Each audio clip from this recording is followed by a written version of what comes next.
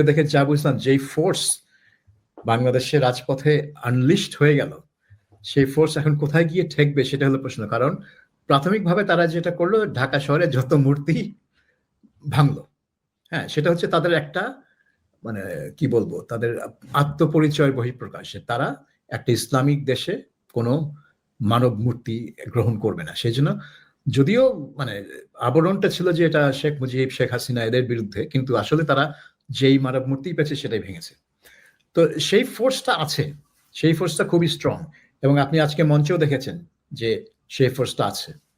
এবং আপনি দেখেন এখানে কিন্তু এই জুলাই ইশতেহারে স্বাধীনতা সংগ্রামের কথা বলা আছে, আর সব অনেক কিছু বলা আছে, কিন্তু ৭১-এর গণহত্যা, যে বুদ্ধিজীবী গণহত্যা বা তাদের এই গণহত্যার দায় যে জামাত ইসলামী নেতাদের বিচার, এইগুলো কিন্তু কোনো উল্লেখ পায়নি। কারণ পাবে কেন? কারণ তারা তো এখন এই শক্তির অংশ, তারা ক্ষমতার আশেপাশে, ক্ষমতার বলে অথবা ক্ষমতার কেন্দ্রস্থলে তারা আছে।